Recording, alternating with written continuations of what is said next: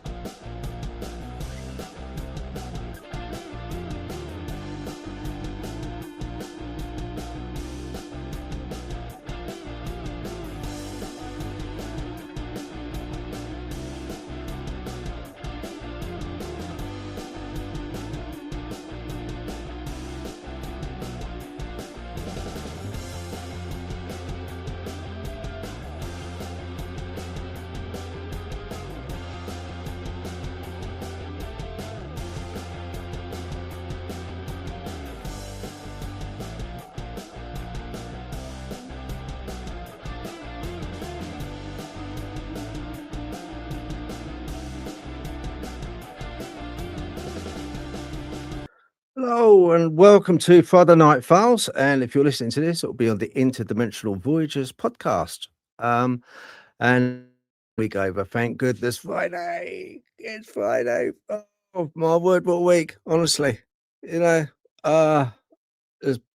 busy. Just trying to fit everything in. It's an absolute mare. But yeah, we're getting there. Made it. It does help. Do you know what? It does help running this a little bit later in the evening for us in UK time, running a bit later. Hopefully most of you have eaten as well, especially like some of the shows that we've done in the past. So that's one good thing. I hope you're all keeping well and looking forward to Valentine's Day. Hey, yeah. I hope you have a lovely time. I really do. And I just want to say thank you very much to everybody on the YouTube for subbing, because I'm over 10,000, and I really am taken back by the amount of support out there for the channel. I just want to thank every single one of you. I also want to thank Dawn as well, Sasquatch sister, for all the support she's been over the years. Thank you very much, Dawn, and to Kate, and being moderator and standing by us for so long, and also obviously Keith and Larry, and everyone else that has been on the show and just had to put up with me waffling on, because I am quite a good waffler. Right, okay, that's that over with. I'm going to bring the co-host up, the Golden Goddess Natalie. Golden. Sorry, that's just taking me back a little bit. I'm not quite shiny enough today. Prepared a bit more. Yeah, no, that's right. You're right, the Golden Goddess. I'll tell you why, because since you've joined the channel, it's just gone from strength to strength to strength. So you've been well, it's just like as a part of the team, and we thank you very much for being part of the team. It's all right. You're welcome. It's been great. Even if I do pick on you a bit occasionally. You do pick on me a lot, actually, a lot. but I kind of like it. It puts me quite firmly, sort of feet on the ground, doesn't it? It sort of keeps me in my box, as it were. Well, with 10,000 subscribers, we can't let you get too big ahead, can we? No, I guess Otherwise, not. you'll have to move into a bigger room for your studio. Out of the padded cell. Yeah. You'll be outside because that's the only place your head will fit. That's it. Yeah. But yeah, it'll be interesting. This year's going to be interesting. We've got a lot planned, haven't we? So it's going to be good. Yeah, it's already got off to a good start, hasn't it? So to be fair, it has. We've had some wonderful guests on. Absolutely wonderful, interesting people, and we've got another interesting person tonight, Natalie, haven't we? We have indeed. Yeah, perfect for Friday the 13th as well. Actually, perfect. Yeah. Friday the 13th, and what could go wrong? Well, let's not tempt fate. Let's just bring the guest on and not tempt fate. Yeah. Right then, I'm going to bring on our guest. Okay. It is Mr. Tobias Josephson, and he is from the Brotherhood of Male Witches on Facebook. Okay. Hello, Tobias. Hello, how is everybody? Merry meet and blessed be, as we say on my side of the fence. That's blessed. Do you always say "blessed be back"? Is there a formal response? I do, because I think it's the nice thing to do. Even if I don't like somebody, I will say that. Oh, blessed be back then. Yeah, blessed be back, Tobias. Blessed Thank be you. back. Yeah. How do you know it's genuine, though? How do I know it's genuine? I don't. I just treat it as genuine. Okay. I learned it as something that was genuine. And when I was a new hat about 10 years ago, it was one of the first things they teach you is how to greet each other. And some people will say blessed be, some people will say so mote it be. A lot of people will say merry meet. And then I, being a solitary, just kind of put blessings and blessed be. And that is kind of like my signature as a witch. Okay. Right. I like it. That's good. I've never, every time I go on Facebook, you're always doing lives. You're constantly on live.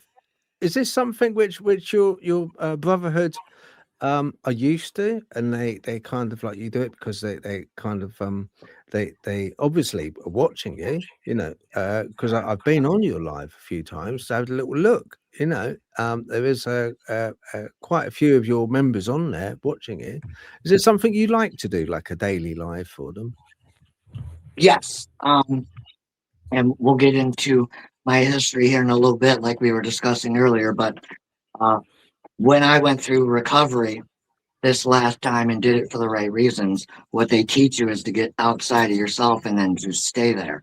And so what you're seeing is I've adopted a second nature where whether I feel good or not, or whether I'm having a good day or not, I try to do at least one good thing somewhere.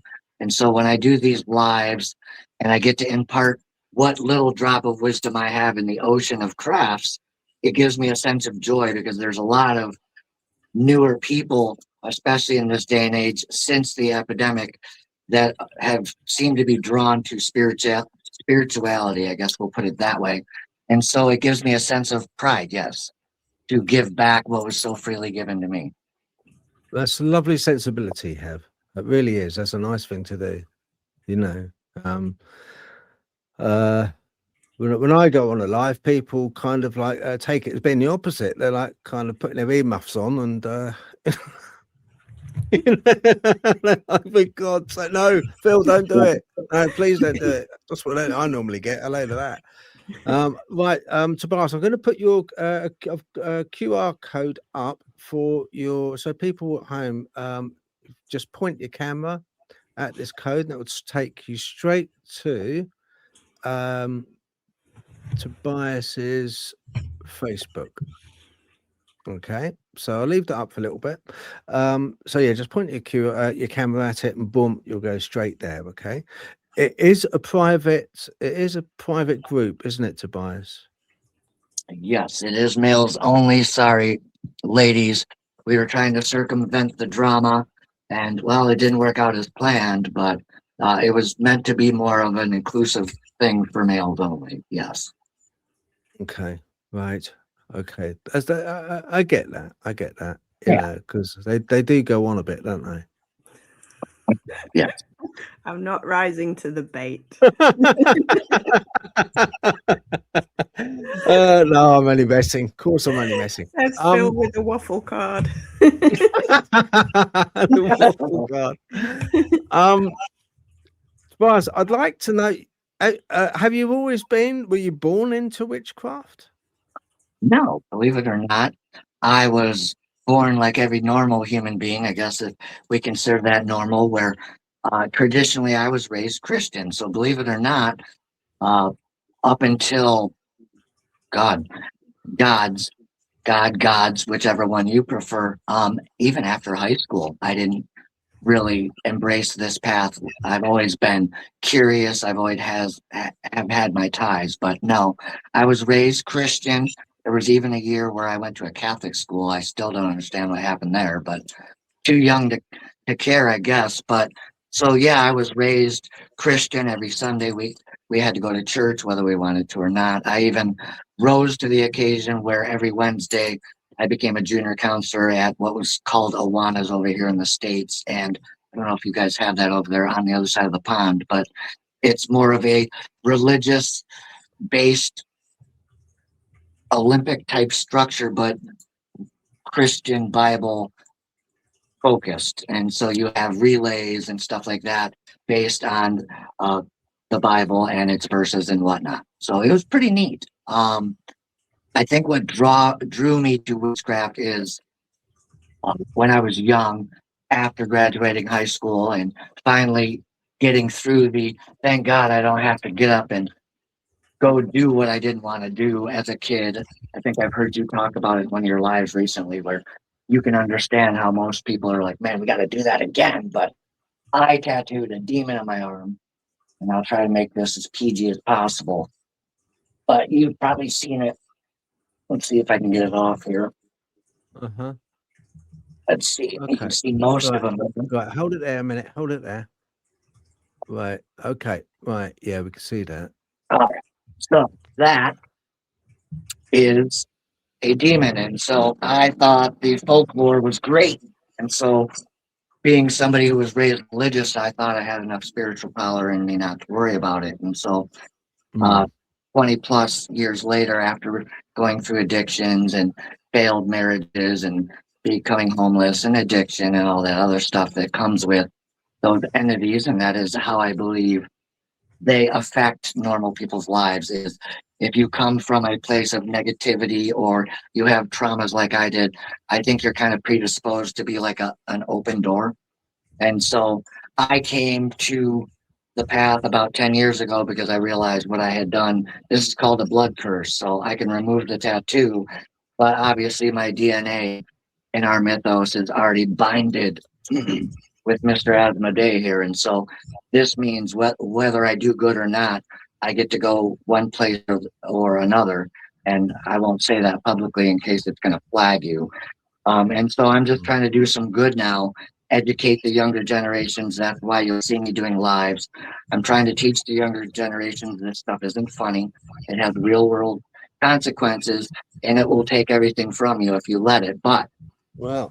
and religious and other factors can save your life. Beautiful.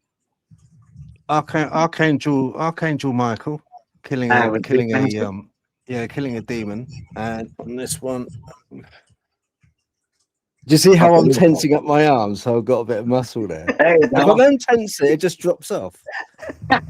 It just drops off. Yeah. So I had So just to clarify, so you had the tattoo done. What demon was it? His name is Asmodee, and he is literally the demon of lust, among other things. So he makes you very lustful, like he did Tobias back in Hebrew times. And the only reason I picked it is because I call myself Tobias. My real name is Toby, but I'm not a dog or a turtle, so I go by Tobias now that I'm recovered. And Toby was the guy who was addicted, and we had to cut a lot of Toby off And so Tobias in my head is what remained. Do you Makes know? sense. I think that is a good thing. Yeah. In a way, I think that is an absolutely brilliant thing. I got this one done, the Archangel Michael, because it was a metaphor for putting to rest the demons of my past.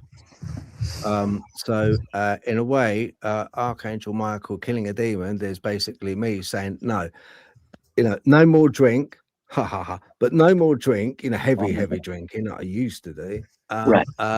And now I just tipple. But only occasionally, not on the school night. But putting to rest the drink, putting to rest the other. It's a list of stuff. It's a list of naughty stuff, but it was putting to rest all of that and trying to keep on a good path, Tobias.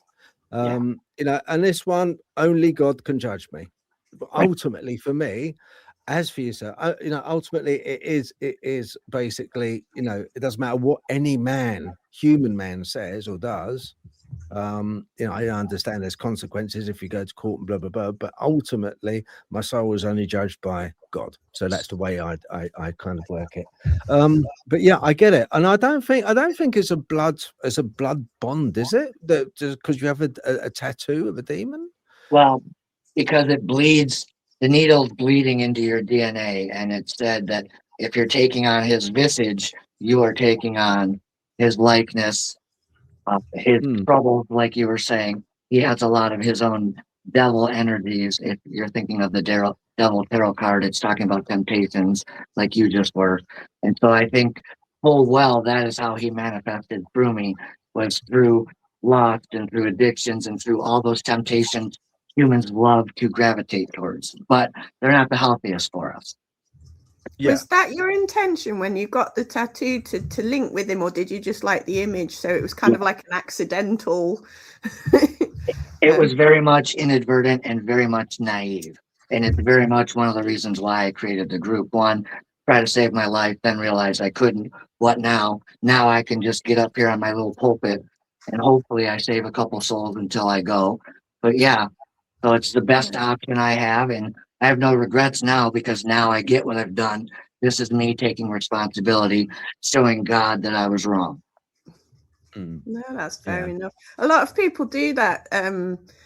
Like you say, you're right. I mean, I've had this conversation with people before, especially I remember quite a few years ago, there was my mum's friend was fairly religious, and her daughter, and I'd done a bit of clearing work for her church. And the daughter was like, oh, no, I've got strong enough faith. I don't need to worry about these things. And I was just like, you're 14. You go out and do that with that kind of attitude, you will be brought down. And it's like, and I don't like to say that your faith is not an armor, because that is part of the purpose of it. But that attitude of I don't know what the word is. I can beat everything, and I'm bigger than everything is what caused the problem. And like you say, you don't realize until it hits you in the face quite what these things really are. So it's very easy, like you say, to get drawn into it without actually realizing or understanding what it is that you're doing. So I think that's a very good point that you have there, to be fair. Yeah. Very good point. Thank you. Yeah. And I see you outdo me on the size of your cup as well. So I've only got a little tipsy one. That's just because I haven't slept much. So I'm trying to make it until we can do the little grounding ritual for the Brotherhood later. For I believe today and tomorrow is Lupercalia, which is tied to Valentine's Day. So when I have I've long got a bigger days, one, but it's downstairs. I've been known to pull out the big ones from time to time. Okay. So you were brought up Christian, but you also went to a Catholic school. Now, at what point weren't you happy, or did you find that there was what happened in your life to actually, when did this happen in your life that you changed and you decided, look, I'm gonna study and I'm gonna learn about witchcraft? So it was just about 10 years ago, and let me see, what year is this? Showing my age. I'll be 50 this year. So 10 years ago, I was 40. I was in Michigan. Okay, things were going bad. All right. So my last relapse was 6 years ago, but going back to 10 years ago when I started to notice that everything from that point on in my life had started to make sense as to why it was falling apart in the previous 10 years. And did you just switch? Were you just over there? He does No, that. no, it's you. No, you imagined it. It's witchcraft. It's a spell. He gets me every week. It's like I'm like this. What it is, I'll tell you. I'll be honest. I'm sorry to look. What it is, I've got chats up online. So you've got some of your friends up on chats, and I wanted to put them up on the screen. Okay. So we've got, just quickly, we'll run through it. We've got Roxy B, hello. Kate, hello. Thank you for moderating. Dragonborn Rising, hello. Thank you very much for joining us. We have got okay, Goldfish Paranormal, never heard of her. Right, let's have a look. Right, hold on, people. Let me just get down to bin. Oh, Susan Voosden, hello. Thank you very much for joining. I haven't forgotten your picture. I'm going to put your picture up in a minute or two. Okay, Ready Steady Retro, hello. Thank you very much for joining. Got a hell of a lot of chats. Right. Okay, right. We'll do the questions, people. I can see questions up on the chat. We're going to do those towards the end of the show. Okay, so keep your questions coming. The admin Roxy's going to highlight them and then bring them up towards the end of the show. Nayfair, thank you very much for joining. Let's have a look. Go down still. Drew Hollings, hello. Thank you very much for joining again. Good. Right. All right. Yeah. So the chats are good, just like crazy. Right. Lovely. Excellent. That's good. Right. I'm so sorry about that. Switching over to bias. It's just I didn't think it was fair for Natalie to have all those people sort of like tucked under her chin. I have to admit, I was trying to kind of sit up a little bit. I know. I'll tell you what I'll do. I'll do you a favour, because yeah, I can see you've done your hair as well. I don't know what you've done with it, but you've done your hair. Right, I'm going to take the bands off. Blonde in it. That's why. I'm going to take that off as well. Okay, I'll keep the names up though. So, Tobias, right? So let's start again. I'm so sorry. Witchcraft. How did you get into it? So I realized about 10 years ago, everything in the previous 10 years had been going wrong. I had some addictions. I had some failed relationships. I had a horrible divorce, which I'm still getting whipped for. But again, that's what I get for ending the divorce early, because it was a long, drawn out divorce. Doesn't matter. And so I had realized that I had long left the path of my religious upbringing, and I was sitting there about 10 years ago going, let's see how I got here. Where did I go wrong? Well, I had this horrible upbringing up until I was 6 or 7. Sister steps in, raises me. I'm raised Christian. I'm a good person. I have some sense of identity. This is before I realized my traumas were playing their part and all that. But what I did notice in a moment of lucidity is that I had started gravitating more towards the temptation side of my personalities, which you'll hear in spirituality and metaphysical terms like shadow self, or those negative toxic personality traits you hide from the world. Say you binge eat or something behind doors, or you're a gambler, or you have a habit you don't want people to know about because your reputation. And so I realized that it had to be me, okay, because who moved? It wasn't God, it wasn't religion. And then I had to stop and, like I was saying, figure out what I had done wrong. And so what I did is I wasn't allowing myself to practice any form of spirituality, let alone praying to God. And so that's when I realized, all right, so religion served its purpose for me. But I think the reason I became a witch was because as a child, I just felt like my parents were just like, get up, you got to go. Get up, you got to go. And perhaps I chose to freely gravitate towards becoming a witch because I wanted to see what was on this side compared to the histories of what God and our religious and Moses and others were. And I think what happened is I see the correlation. And so I can't say that one day in the future I won't go back to that side because you don't know. I just know that where I'm standing today, I'm a proud solitary, but I'm one of the strange ones. I use God in my pantheon. I just don't tell people about it normally. But I think what's really going on with us on this side of the fence is we're all looking at the same deities, consciousness, creators. We've just culturally, socially, and because of geographic distance, have come to call them different things and look at them in different ways. But I think perhaps at the time I felt like God had abandoned me, and maybe that's why I kept coming here towards this path. And now that I'm established, I can tell you that's for sure what it was. Maybe I was afraid of reaching back out to God because there was a certain level of shame and guilt, especially going through the recovery and looking up into the eyes of God, going, well, I failed him because I'm flawed. But then again, it could be something else. I've never entirely got a one answer.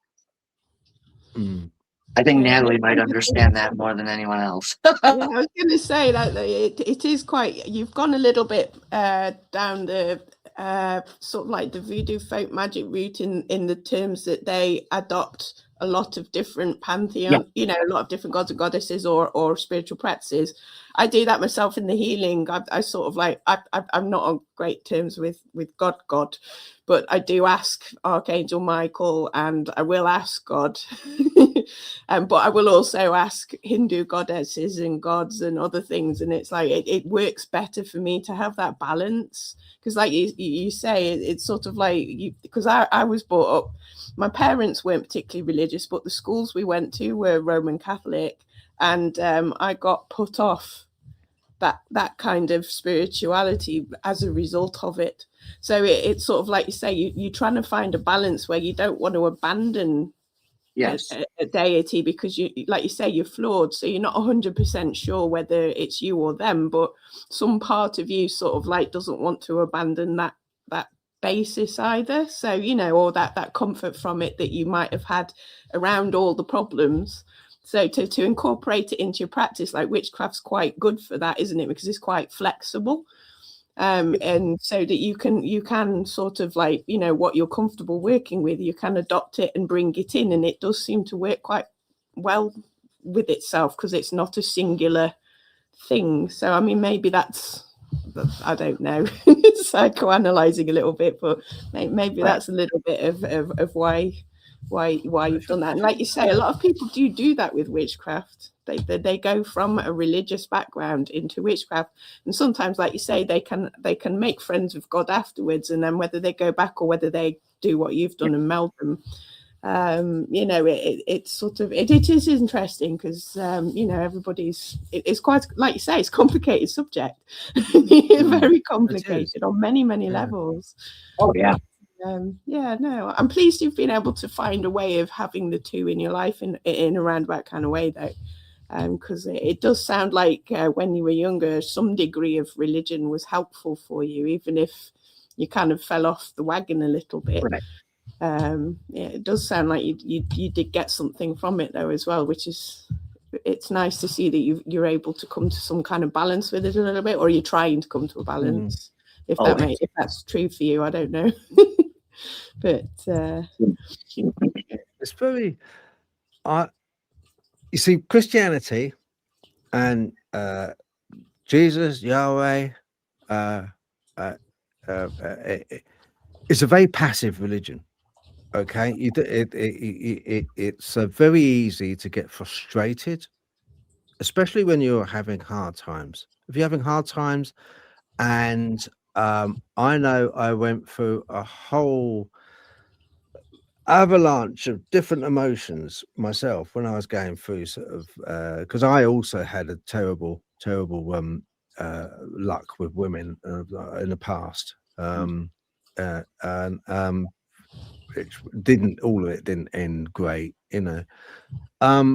But and I always had this, because we have this inbuilt need to want to have, it almost gives us a sense of being, of worth, of, you know, that something is there. And with God, you know, it's very passive. There's nothing, you know. I went through these emotions. Okay, God showed me the way. I'm going through crap at the moment. Nothing. Then I went through the emotion of getting a bit frustrated. Look, I've been a person, and I really wouldn't mind, you know, a bit of help. Just show me the way. Which is the best way to? Should I leave her? Should I go? Show me a sign. Can you just, like, you know, I was brought up, baptized Christian all my life. Would you please? You know, that was another emotion. And then the other emotion I got was downright quite angry. Oh, honestly, what do I have to? Why don't you? Why is it always a silent wall? Constantly a silent wall. Why? I just can't be. I don't know why. Why do I pray? Why do we go to, you know, to church? Why do we do this? You know, and all these emotions sort of. And do you know what? I had a moment when I was really. I got awfully drunk. I was younger. I was in my 20s, late 20s, 30s, and I was so bad. I I'm being absolutely honest here. I lived in a place called Chiswick in West London when I was working, and used to, funny enough, it was a big townhouse. Okay, and below the bottom, it was on High Street. On the very bottom of this townhouse, it was a converted off license. How I gravitated to that place of all bedsits and flats, I do not know.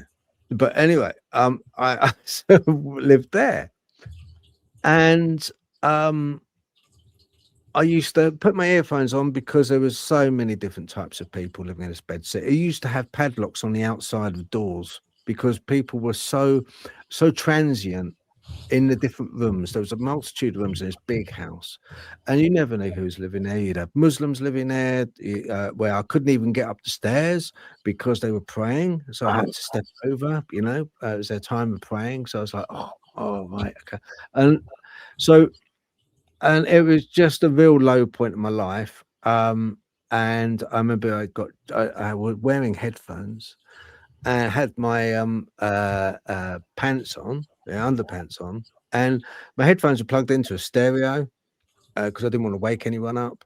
And I was just like listening to music, and I was drinking. And then as I went back on the bed, my headphones popped out of the stereo, and it was blaring out music. Next thing I knew, fire brigade came. God's honest truth. Fire brigade came, knocked down the door, and saw me on the bed with my trousers down, with headphones on and the stereo going. And I kind of was in that kind of place. I seek solace because he wasn't listening, Right. and I had no one else. I didn't have anyone else, so I was like, kind of.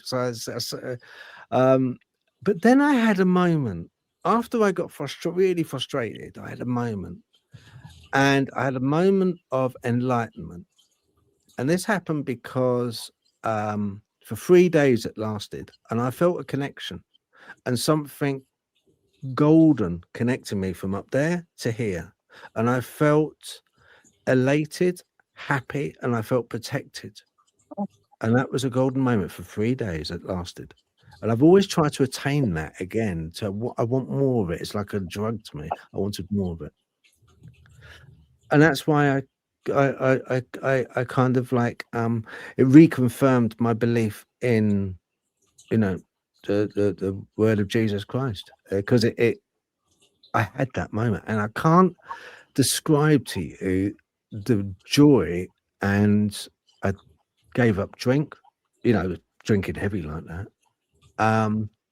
and yeah, became a better person. You know, but it's a very with there's a lot of witchy talks out there, witch talks, isn't it? So you find an awful lot of people on who are flitting around forests and woods in long kind of like cloaks, doing this witch, some of it quite badly, a lot of it quite badly. You know, and it's kind of like overrun now. I think. Do you think there's a need out there for people?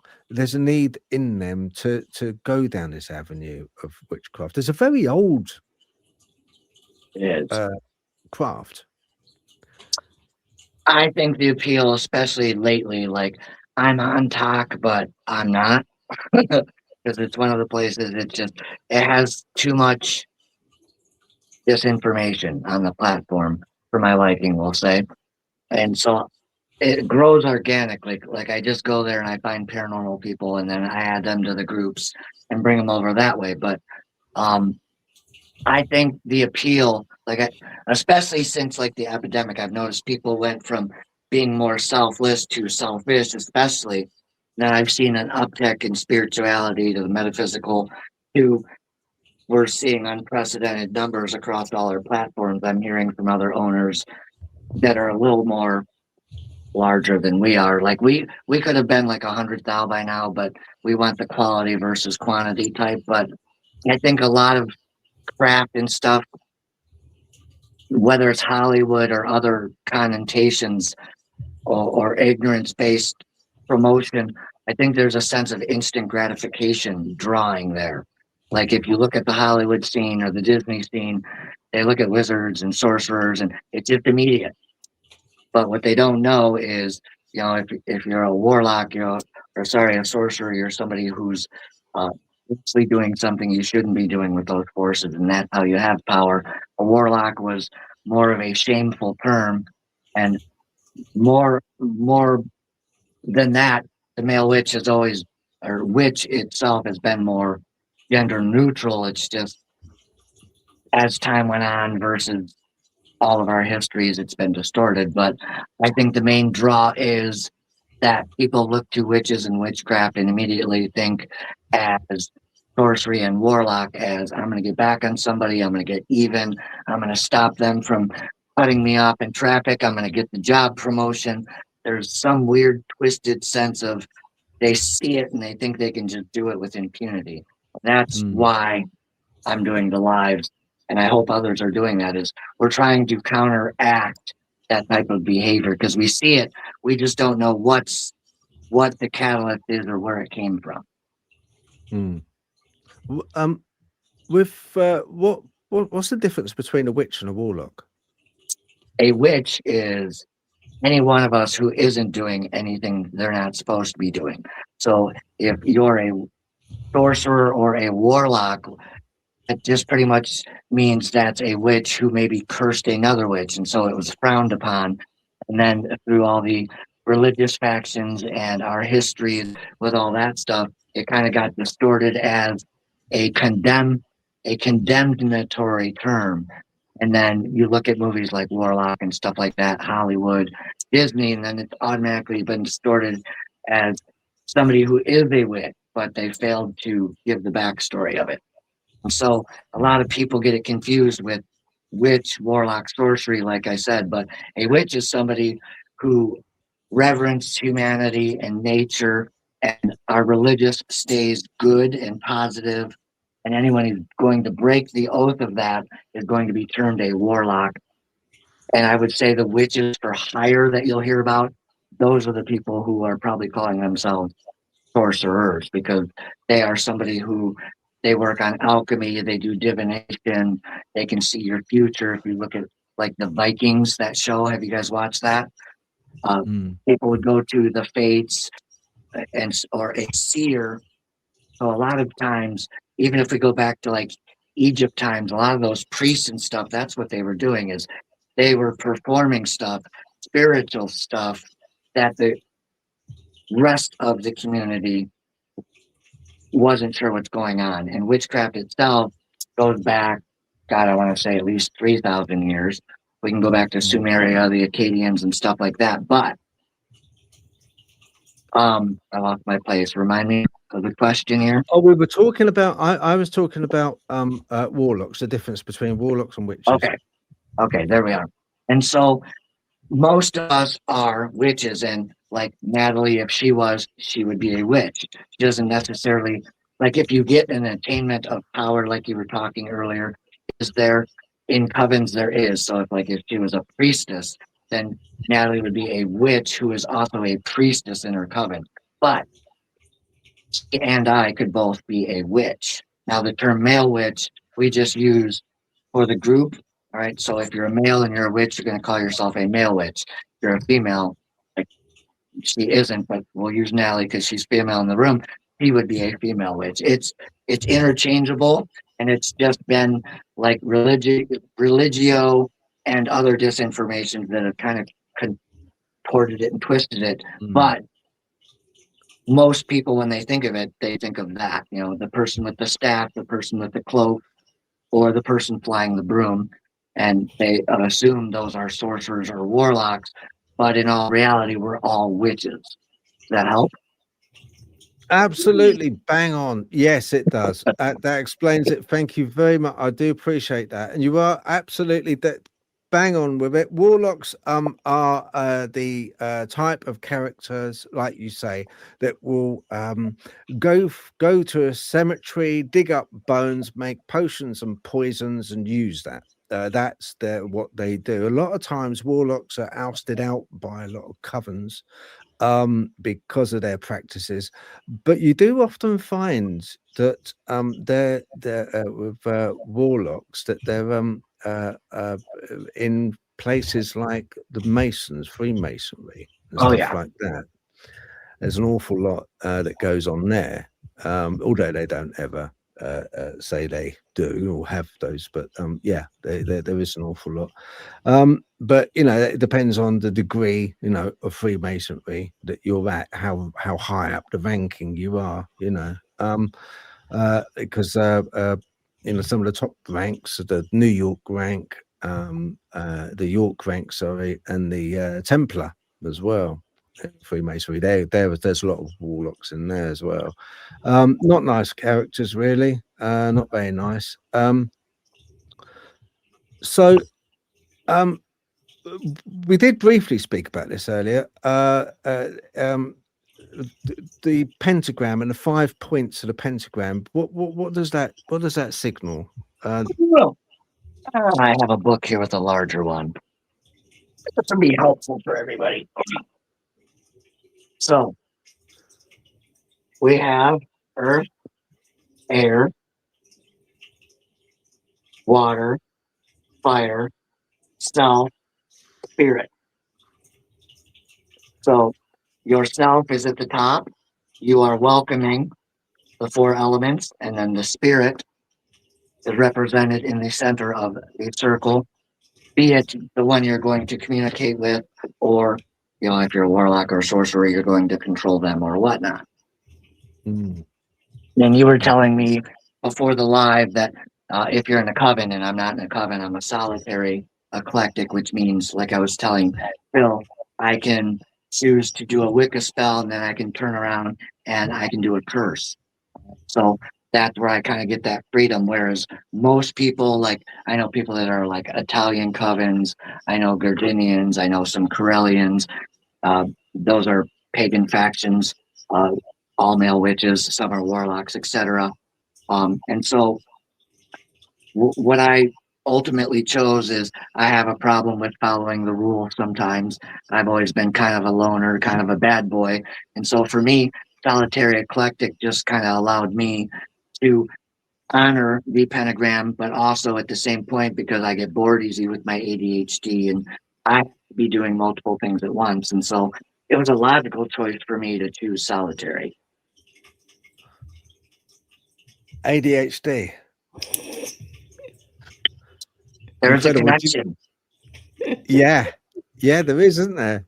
I know you've watched our other lives. It seems to be a lot of people that are on the peripherals of society, the ones which are are not mainstream, slightly different. They're almost like savants. A lot of them always have. And Natalie will tell you. So you go on that. The amount of people. It comes up. It comes up in nearly every single interview. I mean, some of it's my fault because like it's become a bit of a special subject that I started learning about 18 months ago, give or take, when it was suggested that I was autistic, and I was like, a bit like you, Tobias, I'm nearly 50, and I've gone my entire life with like having problems and not really understanding. And now you have an answer, and you're like, yeah. oh, wow. And then somebody's just like, don't you think you're autistic? And I was like, hell no. It's like, but so I was sort of like, that was a whole another, like, complete, like you say, a change in your identity, especially if you're not aware of it. Like I wasn't. Like I spent my entire life thinking I was somebody else, basically. But what we found is since I've learned about this, nearly everybody that I talk to is on either ADHD or ADHD or autistic, and we're finding this in the communities, the paranormal community, that there are, unless it's the kind of people we're attracting, there seems to be a very high prevalence of neurodivergence. And I was talking to Daniel Williams, and he was like, we were saying, he said, oh yeah, a lot of people in my group are ADHD. And then the UFO Chris Meachin we were talking to, and he's like, oh yeah, I'm like gifted / autistic, and somebody else was like, oh yeah, I'm the ADHD, and somebody else was like, oh, I'm autistic, and we're feeling like, oh gosh, what, is this just because we all draw to each other, or is it something to do with the paranormal? It's like, because obviously autism is pattern recognition, and ADHD, you've got your hyper focus, but the need to process a lot of things at once, which, like you say, with your pentagram, you're balancing all those elements yourself, and there's also the need for autonomy. Is a very high requirement, particularly like with the ADHD and autism. So it's sort of like, that might be also why sometimes we struggle a little bit with religion, because it's you will do this. You will be this person, you will conform to this ideal. And then we're just like, either we can't because of the way we're wired and the way we process, or whether it is, like you say, that instant sort of like the pathological demand avoidance or persistent drive for autonomy side is like, you can't tell me what to do. Yeah, and we are finding this, aren't we, Phil? That there does appear to be a prevalence of that kind of thing. Like I say, I don't know whether it's a resonance, we're just attracting that, so I can't make it. Do you know, it does seem to be very, very common. It is. It is, yeah. It really is, and I think it's kind of it's something which there is a commonality there between a lot of the guests we have on, which seem to have traits of this, and like, whether it's the wiring in the brain that is slightly different, which kind of like makes them, like with Tobias, makes him question. He's a man that is studious but questioning, and I think that Tobias is something which it's not anything bad. I think it's a good thing. I think it's a good thing because you're also constantly thinking about the next thing to do, and you're constantly thinking about the what to talk about, what I'm going to bring to the table, what can I give, what can I give to people, and that's a good thing. So, and you're a good man doing a good job, so yeah, but it's in the craft, isn't there? There's plenty of levels and layers in the craft. So you're not forced to focus solely on one thing. There's a lot of different elements to it, and and directions you could take it in. And if it doesn't work in one direction, you can then go in another direction, but it's still keeping you focused by the whole. if that makes sense. So you've got lots of little things like, so because like with ADHD, it's very difficult to sort of stay focused on one thing, but the craft's got so many things in it that you can be as interested or exciting as many different things you like, but it still keeps you within that sphere. So it helps the focus a little bit, possibly. I mean, I don't know, I can't speak for your experience, but it's it does sound a little bit like that way for you. A little bit. Is your other half, is your wife a witch as well, Tobias? She calls herself not religious, probably more Gnostic, or not Gnostic, I would say atheistic. Like she knows there's God, but she's not really, I'm not going to say atheistic because she believes in God and heaven and hell, but I'm not sure if she's religious, but she is like learning on her own, like spirituality. She dabbles with the tarot. She's interested in like learning Wicca, and Wicca is mainly just nature based. And so for her, that works. And that's a lot of like kitchen witchery and stuff where you'll use herbs and cook with love and give back to nature. And like we take our bread outside and we have a circle that's going to be a fire pit, and that's where we compost right now. And the theory is you're giving back to nature. Nature gives back to you. Kind of, she likes that bond with nature and the animals. And so Wicca kind of suits her. Her parents, they weren't like religious that way, but they believe in God, if that makes any sense. But she's kind of sort of dabbling. I wouldn't really call her Wiccan just yet. On the fence. Okay. For people at home, they have a lot of people at home have a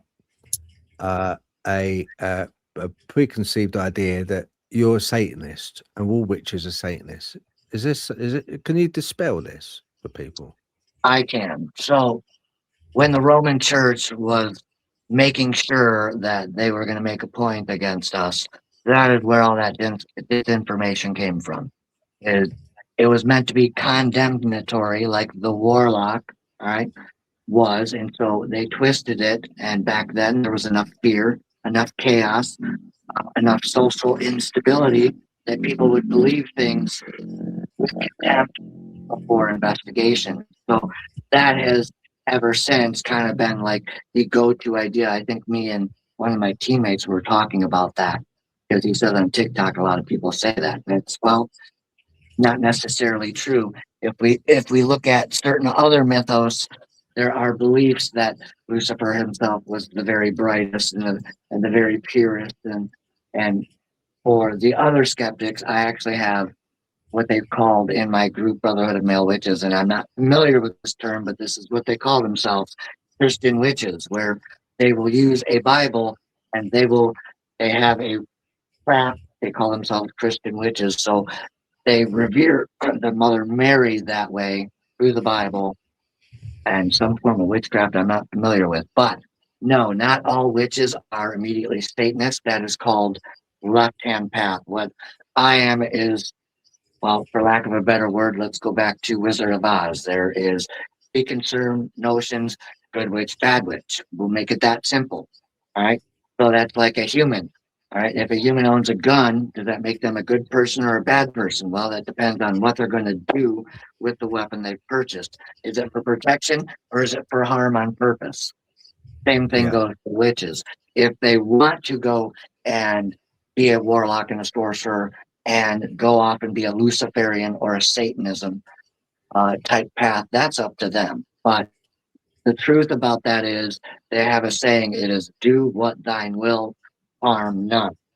So for the most part, they shouldn't be harming people. Now, again, there are roads that twist their path into, and we won't go too much into that. But for the most part, that is just a false belief that was contorted between the arguments and the stances between the craft, the pagans, and the religious factors.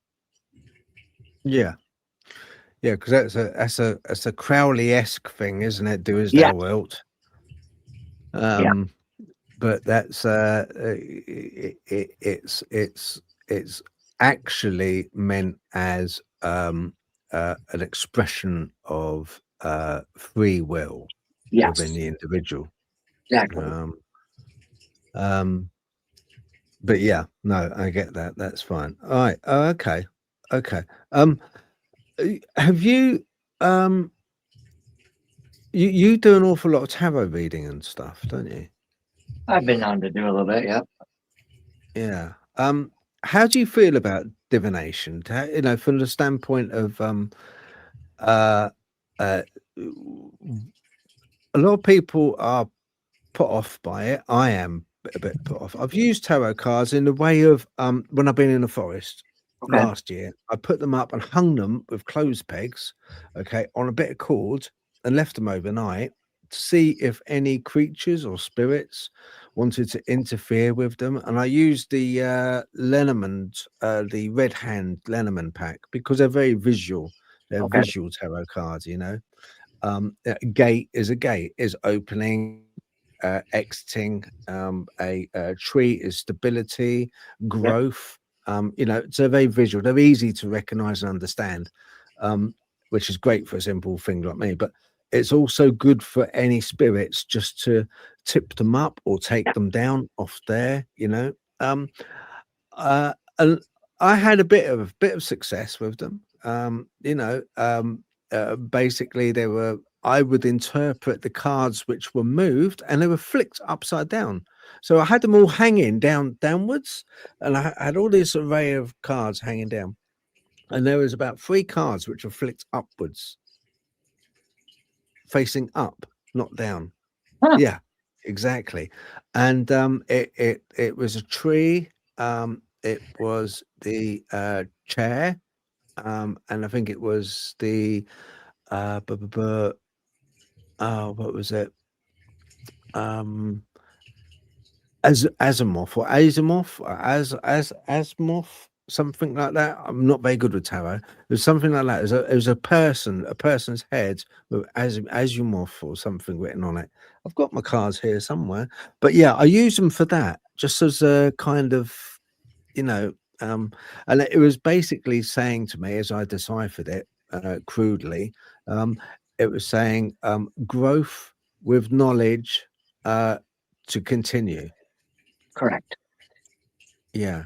Yeah. Oh, I am correct. Oh, brilliant. Yeah. So, I took stock from that. I thought, well, that's not bad. That's okay. Yeah. You know, um, so, is there any, when you do divination, do you, call upon any particular help, entity, spirits, or? Oh, I get myself into a trance-like state.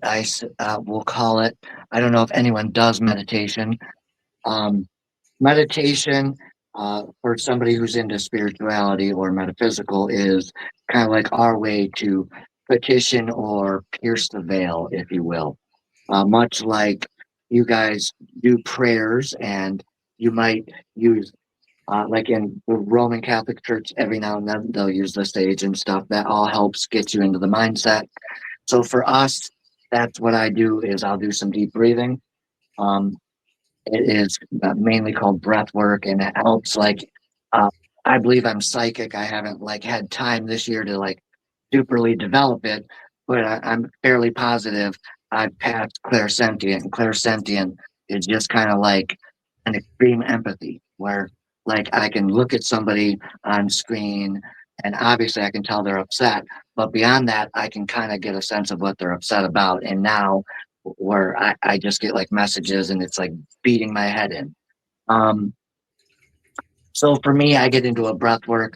Some other people do call on certain deities. I've also seen other readers ask spirits. I've seen one tarot reader ask God.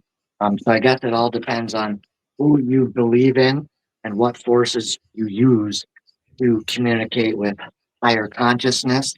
So tarot is just kind of meant to look into the darkness, kind of like if you're praying to the angels and praying to God, you're asking for answers to questions, calming to your fears, you know, Joe's sick, stuff like that. And so you'll use tarot and oracle as a way of trying to find hints or clues into what might happen with Joe or Johnny or your job or what's going to happen at the end of the year with whatever you're thinking about. Okay, thank you. Right. Okay. Oh yes. Another thing. You're a paranormal investigator, aren't you? Indeed. Oh my word. Brilliant. I like it. Right. So what do you bring to the table, being that you're with your witchcraft and your knowledge of witchcraft? Do you think it helps you? Do you think it helps in gaining more interaction with the paranormal? That's the best way to answer that. Well, we're going to find out this year. So I've long What are you doing? Huh? What are you doing? I'll tell you what I think we're going to do because he hasn't quite told me yet. But Okay. so our business partners we were telling you about, he is also another practicer, and he is I think he calls himself a warlock, ironically. And so we are going to try to respectfully ask spirits and locations to communicate with us if they would like. Nothing too crazy. We're just going to see if we can't use a little bit of nudging, we'll say, and do little chants, little rituals to try to encourage, let them know that we come in peace. We just kind of want to know if anybody's willing to share their story. If it's darker things, I don't know that yet. And so that I can't talk about. But as far as like the investigation, we do believe there's certain things we can do. Like you can, for lack of a better word, kind of enchant the property to be more cooperative and to be peaceful instead of nefarious. And then when you leave, you can kind of disenchant, thank them, and offer a ritual kind of way of blessing the property when you leave. Things like that. Yeah. Yeah. There Is it it is. this That is guy, him. Blue Mountain? That's That it. is. That is our buddies. Because he does I think he's on a bit of a let's have a little look at this one. Hello, this is Matt from Blue Mountain Paranormal. I'm actually been doing a session here in the artifact room of the Sanctuary of the Strange.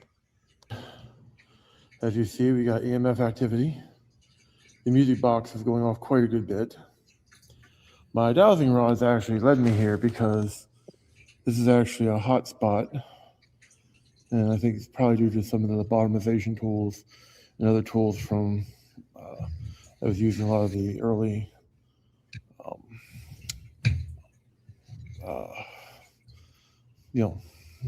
asylums and whatnot. I did get a hit on the swipe board where it said hello.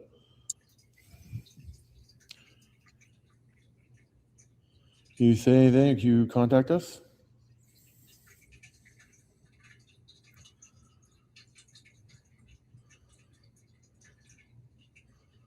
Like normal, he'll get real active and then everything dies.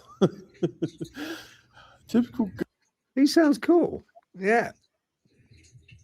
He's a great guy. He sounds really cool. He sounds really cool. And these things, and people give Blue Mountain Paranormal a like and subscribe, okay? Because all these small channels out there, you've got to give them a hand, because people, it takes a lot. People are going out, giving up their time, filming it, doing it. They're out there doing it. So it's nice. I appreciate that. Anyone that does that, I really do. So yeah, give them a sub and go check his videos out. Yeah, that's interesting then. So you've got a secret squirrel edition planned then, basically, haven't you? Yes. Our closest one is at the end of the month on 27th. I believe we are going to a place called Walnut Hill.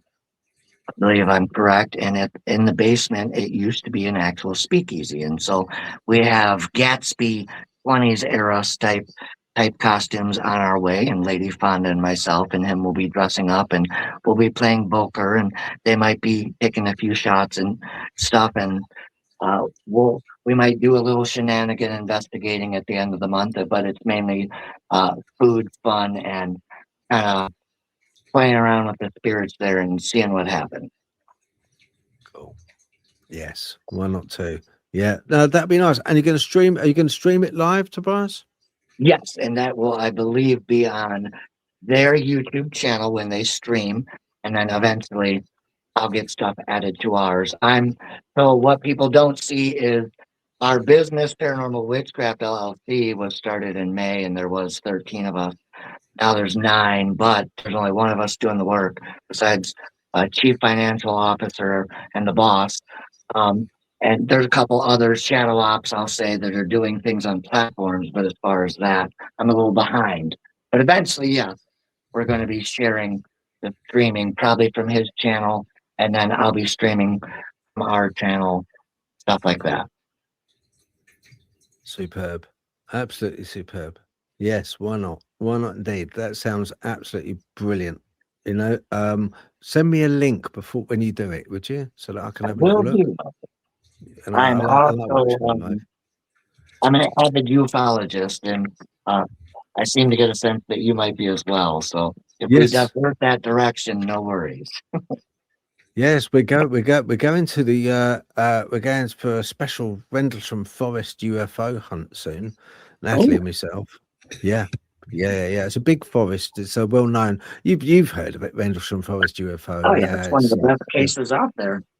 Yeah, you know, it's like one of the big things, isn't it? So yeah, we're going to take some. I think Natalie's going to take some fairy cakes and sausage rolls, and it should be good fun, though. It should be good fun. It should be. Yeah.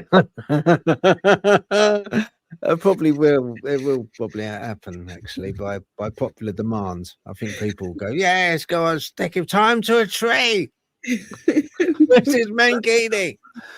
Oh, it's embarrassing, you know. I'm the same age as you, Tobias. You see, I'm a 66 baby. Yeah. Well, I'm shorter than most people think I am. So I am 5'2.5", 125 pounds. So I'm very much. I catch people off guard. I'm very much dwarf size. I won't say midget, but I'm pretty small. Yeah. I'm 5'6" and 3/4. Okay. So I'm not overly tall. I'm not a 6 footer or anything. I always did wish to be taller, you know, because sort of, you know, the between you and me, Tobias, the ladies seem to like it. The tall bloke, a little bit. But, you know, luckily my missus, she sort of is all right with the hobbit look. You know? There you go. I've got the feet to match, you know. Right. On a slight, it's a cryptid channel. We do cryptids as well. Okay. Sure. So I'm going to ask you something. I don't expect you to know it, but I'm going to ask it anyway, just in case. With werewolves and with humans, there's always been stories which have coughed up in the past through millennia of witches being able to transform, of like kind of transformation from human into another form. Even through the 16th century in the UK, there was Matthew Hopkins, John Stern, who always used to have local women check the bodies for teats on a woman to see if they were suckling any familiars, and they did believe that witches were able to transform. You've obviously heard about this, haven't you? I haven't met any who claim to be able to do that, but I would love to interview someone like that. I'm actually going to New Orleans the end of next year. I'm going to meet one of the brothers who lives down there, and I'm going because I've had a lifelong fascination with vampirism, and so that's my main reason to go into New Orleans next year. But werewolves that's obviously kind of my wheelhouse as well, but more so like vampirism. I have heard that about witches, which is fascinating. I've always been under the estimation that a witch could turn into a wolf, a werewolf, a dog, and sometimes a raven. Right. But then also, I've heard anything in between, especially with the vampirism in between. So most of that stuff I've talked aside, but that I have heard. I haven't met any per se, so they got to be rare. Maybe they live in Skinwalker Ranch. Who knows? But it's a, do you know, it's a crossover. It's a, yeah, maybe Skinwalker Ranch. It is a crossover because when you sort of, I was talking to a guy about 2 years ago, and he wouldn't come on the show, but he was part of a group that he said he witnessed. Have you ever heard of the Judas ritual? I've heard of it. I don't know much about it though. Okay, right. It's a particularly horrible ritual, but it's needed, necessary, both for vampirism, they believe, and also trans, you know, sort of changing into a werewolf. And basically what it is you have to unalive somebody that is a loved one or someone that is close to your family member, to be able, and when you do that, likely or not, it's going to be a family member. There's no going back. There's no going, you know, that's it. That's one of the cardinal sins. But you are able then to have powers to transform into a raven, like you say, a werewolf or wolf. You're able to do that. So it's a very, that's one thing I've heard about. Right. Not a very nice thing to do, but you know, there's no going back from that one. But yeah, no, it's interesting. And vampirism, yeah, you know, vampirism, it's, you'd like a guy that had on called Keith Evans. He wrote a book called Planet of the Vampires. Okay. And he was an interesting guy to have on. He was very interesting. He believed that vampires were actually aliens. They had their own planet. Interesting. Kind of like the series V. Is anyone? Well, that we're kind of dating ourselves now, but yeah. The mice. Do you remember the mice? yeah. No, that's good. I would kind of say that, you know, like you've heard me say it on my lives a lot, that, you know, there's a lot of brilliant people on this planet, but even so, our best guesses are still speculative. I don't know, a lot of people hate hearing that, but it's true. And so that totally wouldn't surprise me if that ended up being a truth one day. Like if they were just a different species, like some people believe about the lizard people and whatnot, or the ant people, or the Anunnaki. I mean, the list goes on and on. Yeah, no, it does. Have you ever seen a UFO, Tobias? I think I've seen a few of them, especially recently. But I'm not as hip as some. Like I've always just kind of known there's stuff up there. So for me, I don't need disclosure. It just makes too perfect sense that as little as we are and as big as and exponentially expanding as the universe still is, come on, we're the only thing walking around, thinking, talking. No, don't buy it. But I've seen what I feel is I think I've seen like orbs. I think I've seen a triangle once or twice, always around a tower, obviously, of communications. I think they're generally predisposed, curious to anything electromagnetic, electrocurrents, the nuclear, stuff like that. Yeah. Have you got any theories on them? Well, I tend to believe what some of the newer people believe is that I think what we're seeing with some of these, like with AI Atlas, I think that was part of an older planet. I think Mars is a moon, and I think the asteroid belt was its planet. That's just one of my theories. So I think they are here for us because they're curious.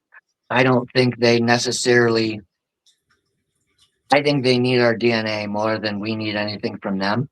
Because if you look at them, they seem to be awful interested in things we can do that they can't. And my theory is they're probably benevolent species like everything else. All right. If you look in nature, there's even ants that are good and bad. All right. And so I think with NHI, UFOs, aliens, USOs, all of it, I think there's going to be inherently good and inherently bad. Yeah. Yeah.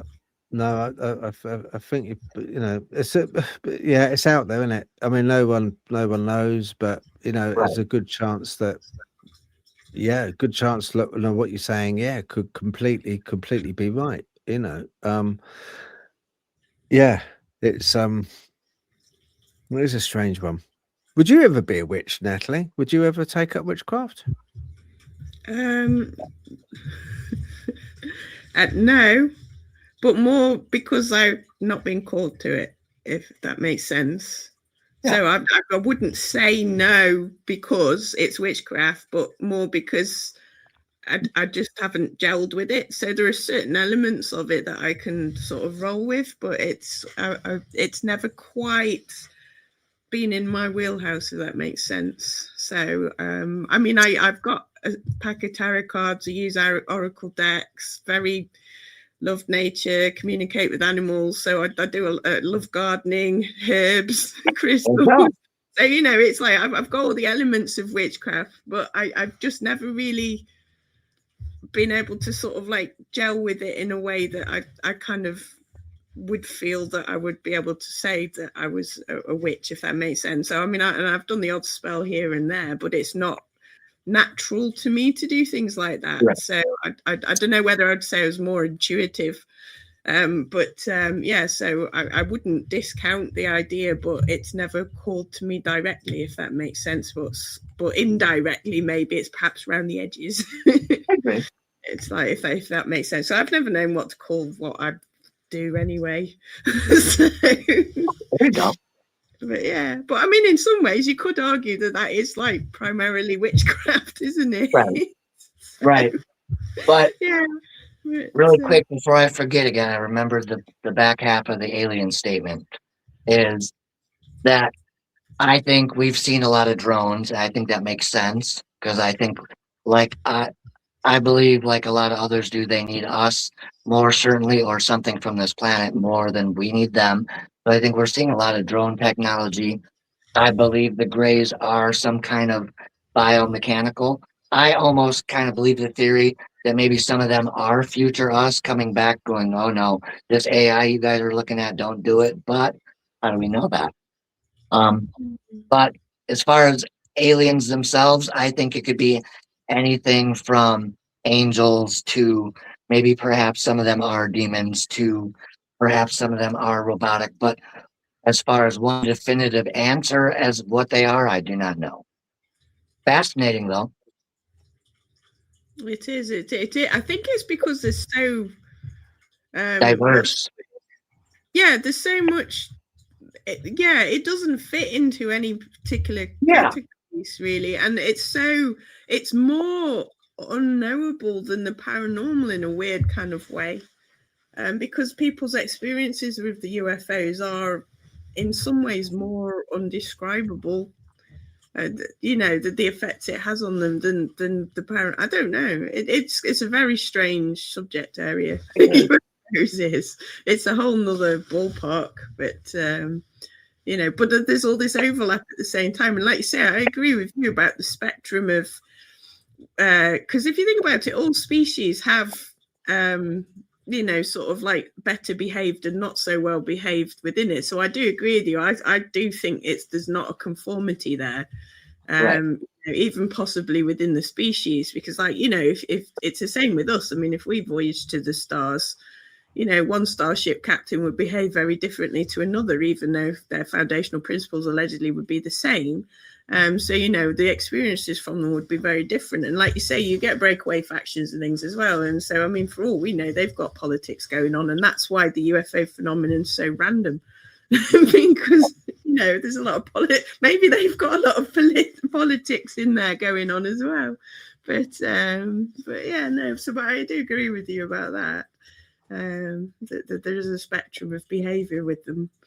But there is, and they're very they go hand in hand. It's very closely affiliated with the paranormal. So that's what I find absolutely fascinating. And very much so what Tobias said as one of the options. He said it could be AI coming back. Yeah. That makes perfect sense. Perfect sense. So you can imagine if they did have a CERN or somewhere portal, and they wanted like a unmanned human, unmanned if you like, a robot which they're making now, and say they sent it through a portal, and say that went through and it went on a different timeline to us, and it began to be sentient, be aware of itself, and it began to make more of itself, and then it would want to come and visit its creator, wouldn't it? Oh yeah. It would, you know, and it would want to come back, and that would probably account for a lot of the interactions that people are having with them, and they're so childish and they're so naive in some instances. They have the technology, but the interaction and the understanding of our emotions are totally, they're blind to it, just like AI. When you ask AI and you say, how old would you, and it's very difficult to try and get an answer, but how old would you say you are if you were a human? And I did this, and it turned around and said, I would consider myself to be a teenager. So imagine that, a teenager coming back. It would take somebody, you know, and it would interact like a teenager, a little bit awkward, a little bit, oh, you know, why are you bawling your eyes out? I'm only prodding you with a stick. You know, it would be kind of like that, wouldn't it? So I think you're spot on with that. You know, I think that could be very well a thing. You know, yeah, I definitely do. I think that could well be a thing. Have you, with your paranormal side, do anything like candle work with the paranormal? Because I know that with candles, it's very, very important from the point of view of the size of the flame, the type of candle, the color of the candle. They all denote certain things with witchcraft, don't they? Yes. Do you use candles yourself to In the paranormal, or myself and my practice? Yeah, in the paranormal. So like a bit like I mean, I've been thinking about this myself, you know. It's like it focuses intention. It represents the element of fire, acting as a beacon to call upon spirits of the divine.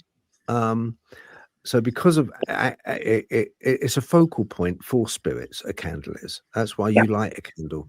Yeah, that's correct. So you know, in that case, it would make sense to me to use candles as a divination tool, perhaps. Indeed. Even if it like, let's see, I have a seance board around here somewhere.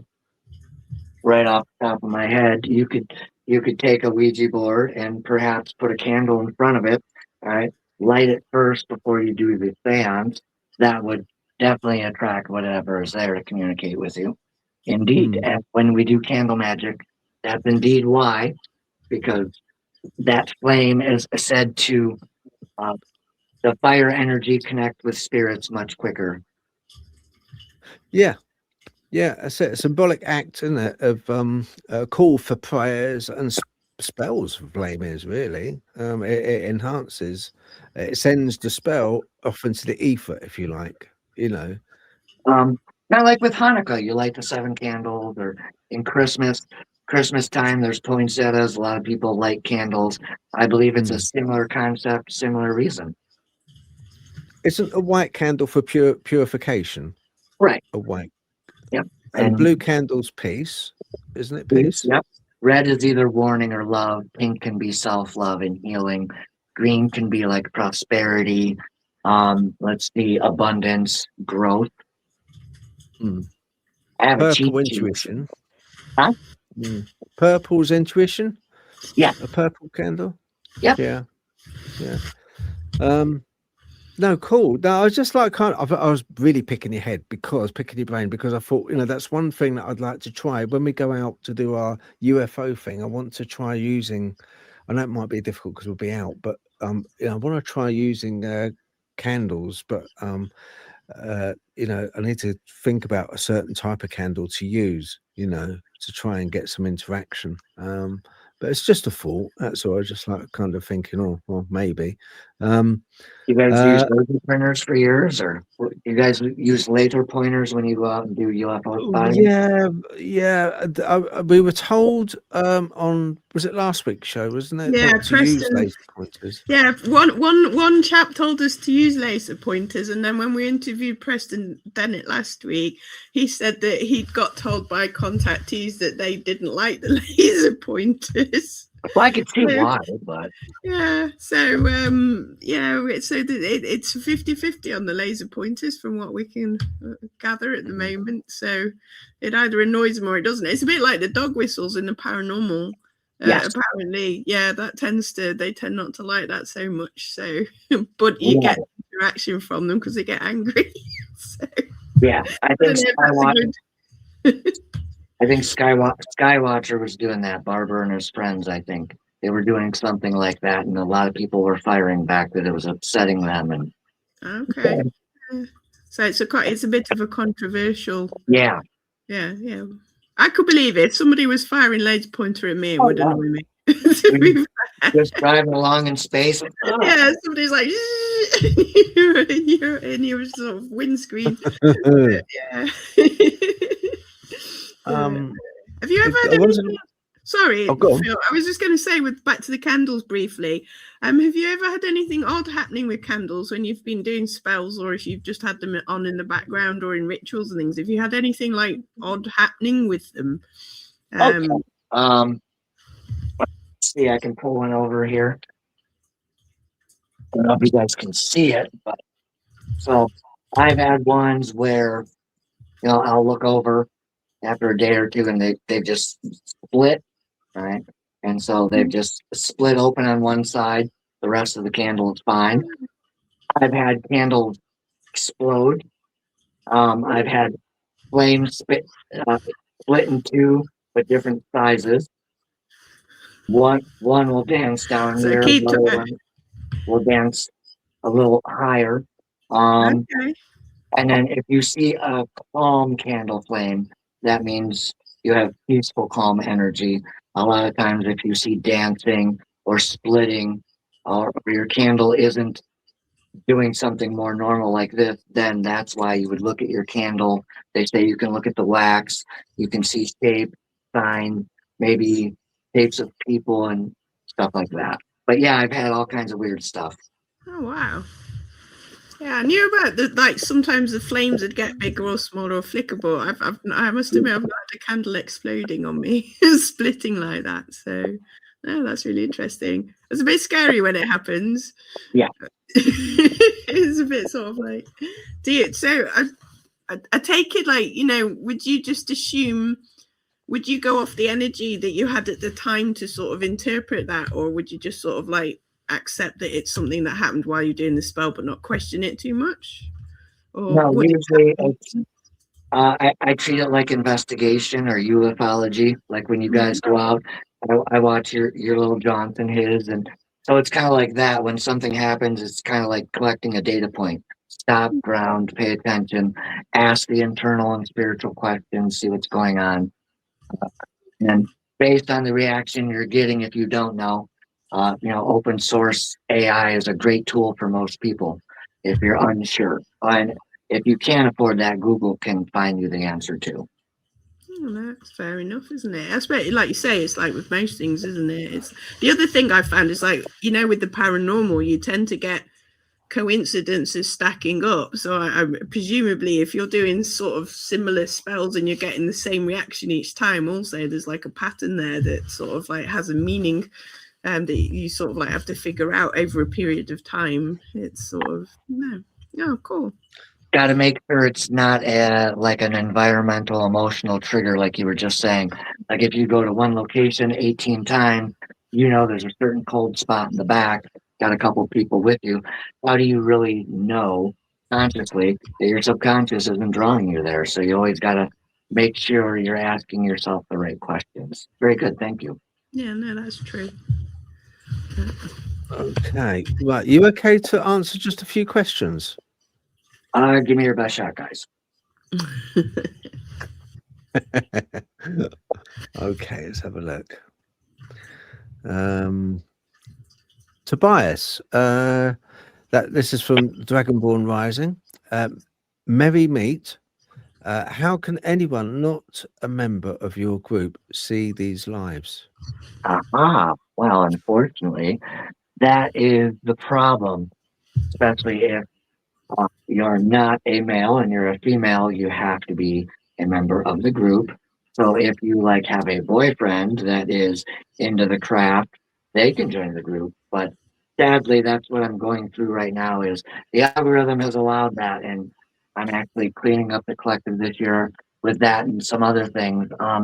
So you have to be a private group. You have to be a member of to see what's going on. One, we're trying to protect the people in the group from outside forces, either trollers or scammers. You get the idea. And so unfortunately, that's just a security measure we take. You have your other group as well, don't you? Yes, I do. Yes, which has got male and female members. Because I think that's the one I'm on, isn't it? The Paranormal Witchcraft LLC. Yep. Yeah, Yes. so so there's things on there as well, isn't there? Sort of like they're not specific but related. So if you can't join the other one, you've got that group. Would it be shown on the channel Blue Paranormal? What would? Your live. People want to see your live. Oh, my live for Brotherhood of Male Witches? The investigation live. Oh, the investigation live. Yes, it will be on Blue Mountain Paranormal's YouTube page, and I'm going to have a tablet with me that will be broadcasting from our YouTube on YouTube Paranormal Witchcraft LLC. Okay, I'm just going to put that up again. So, Dragonborn Rising, if you go and check out this channel, Blue Mountain Paranormal. Okay, I'm going to subscribe. There we go. Yeah, check that out. I'm sure that the live will be dropped on there as well. But with Tobias's own lives, yeah, they are really good. It covers an awful lot of subjects. But no, you just can't. Sorry. Yeah, unless you have a penis. Right. Okay. Have we got any more questions, folks? Does Tobias believe in a creator? That's from Nayfair. I do. I believe whoever the creator is. Now, I don't know, so I can't say for a fact it isn't God. All right. It's because, like we were stating previously earlier in my history, perhaps I feel like God has failed me. And so, eventually I hope to make amends. All right. And that doesn't mean, obviously, he doesn't respect me from where he is or where I don't respect him. I do believe there is a higher consciousness. I do believe there is something that is above all of us that has a super knowing. And I think it's really most important that none of us perhaps know who that ultimate being is. Now, it could be God, it could be something else. I don't know. But I do believe there is something. Oh, thank you. Right, let's have a look and see what else we got out there. Rox will just bring something up. Does the Archangel consider the Dogman to be Nephilim, Phil? That's from Nath Air. Right. Well, in all honesty, I haven't asked the Archangel, and he hasn't answered anyway, if I did. But I think he's got bigger things to worry about, if you're talking about Michael at the moment. But no, the Dogmen are not Nephilim. I don't believe they are. Not at all. No. If you mean fallen angels, no, definitely. No, they're not. So that should answer that one. Right. Dragonborn Rising. Tobias, the Bible doesn't approve of the craft. How do you deal with that? Doesn't it say, thou shalt not suffer a witch to live? It does. But I do have an interesting excerpt to share to back up that claim. I just got to find it. And it's actually something that I think we can agree on. So Moses is a very popular figure in Christianity. All right. I can't find it off of my papers, but off the top of my head. So if we look at Sir Moses, all right, he was able to save us back then. Yep. All his people, he was given the power to part the seas. He had a staff, right? So would he not be viewed as doing something that was viewed as magic, but through God? So it's something very similar. Okay, yeah. But as far as answering her question, that is true. But I believe that what I do is for good. I don't do anything baneful. I don't curse people. I don't hex people. So this witch really does try to be good, if that helps anybody on the religious side. But I do recognize what the Bible says, and I do understand the point. So thank you for bringing that up. Yeah, thank you. Yeah, well, thank you for that. Thank you for that answer. I'm just quickly having a little look and see if part of a convert. Just having a quick look to see about Moses, because pardon me, to be honest, I can't remember. I do know it was something to do with James and Jambrays. James and Jambrays, those two. There's only a little piece in there about with Moses, but you're quite right. I mean, that's the thing, though, isn't it, with the Bible? It didn't because it was seen as being false gods. It seemed to be, you shall not venerate any other god other than the one true God. But then we have instances where, in a way,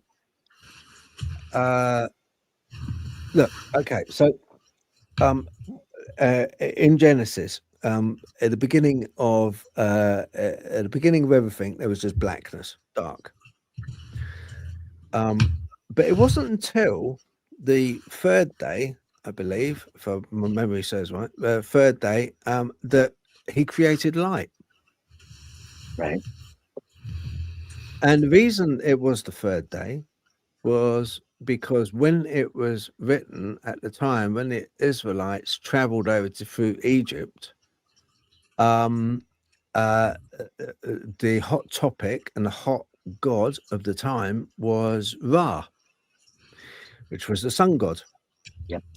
And just to stick one up the sun god, it was written that the ultimate god, a Christian god, wouldn't create light until the fourth day to show dominion, to say, look, I've got the power, even though you're the God of light, I've got the power to create light. I will bring light upon the world when I choose. And you'll have to wait 3 days. So what I'm getting at is, by the fact of recognizing recognizing that Ra has power over light, is recognizing the fact that Ra was itself a god. So it's sort of a perplexing, really, when you sort of piece it apart. The Bible, we do have to. There's parts of the Bible I don't agree with. And I'm Christian, but I don't agree with it.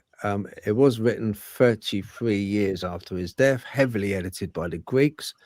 And you know, when it talks about animals not having souls, you know, not being recognized as the same as human beings, I totally don't agree with that. Do not agree with that at all. Even though I'm Christian, I believe in the one God, but no, you're the book, mate. No, you know, on that instance, I use it very much, and I think people who dig too deep and are like the Mormons, who go page by page by page, and whatever's written is the truth. Come on. I mean, seriously, it's a route, it's an indicator, it's a direction. If you follow the general direction, you're gonna end up being a pretty good person. All right, you follow the 10 Commandments, you know, not bad commandments, really. They're not bad rules. You know, thou shalt not steal, thou shalt not kill. Undead someone, not bad, really. You know, if you follow those, it's okay. So I think in this day we can't take things too scripturally literal. So my thing would be like, there was lots of witches in those days, lots of witches, and lots of witches in UK, in the USA later on in the 17th, 16th, 17th century as well. And do you know what? They did a lot of good. They were cunning folk. They were the people. They were what general public like me would have to go to if we had a problem, if we had an ailment, if I had if I had a headache, if I had my flat feet, my hobbit feet playing up, I'd go see a cunning person. I'd go see a witch, because I couldn't afford the apocryphy, sort of the proper doctors that the rich people have, because I couldn't. You know, in those days, I would earn very little. You know, it was just after the Romans, it was like, you know, kind of they bought currency.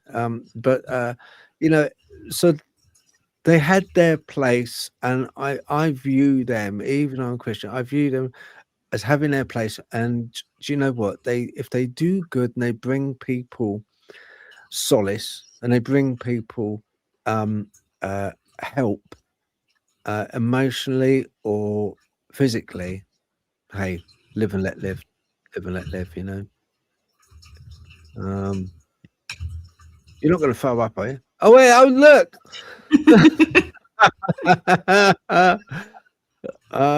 Yes, nice to meet. Blessings to you.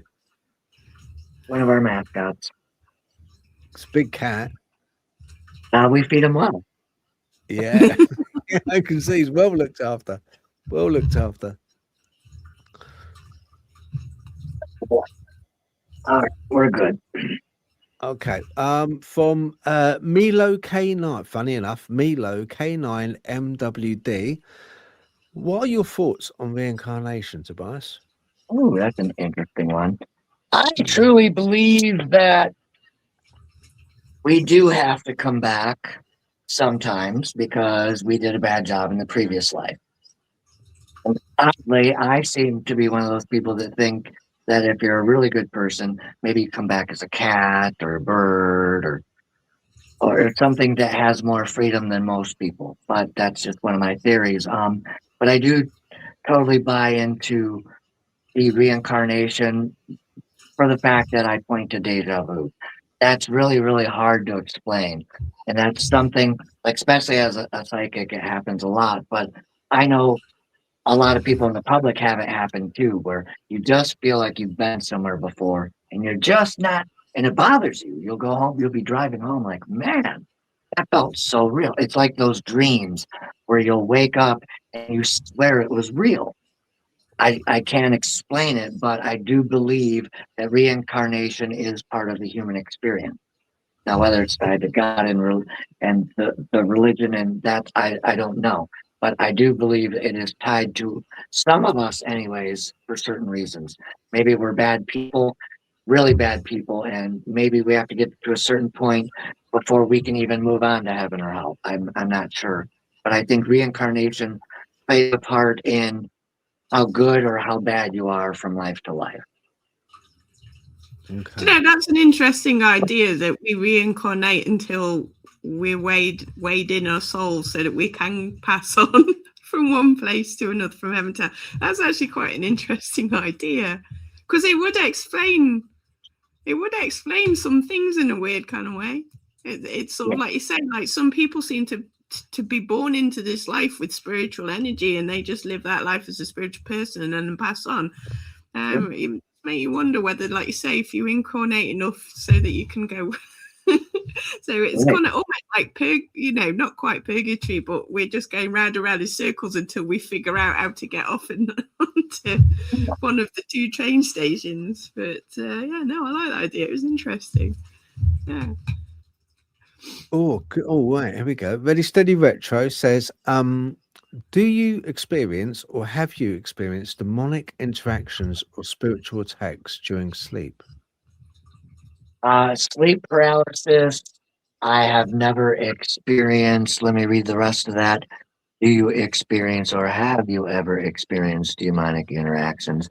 Well, the main interactions I've had with this guy, Asmodeus, for myself is he really woke up the DNA when it comes to the addiction, the alcoholism, the sex addiction, all those ugly shadow traits that were there. But I truly believe in my heart of hearts, without doing this, there's a possibility maybe they wouldn't have been as bad.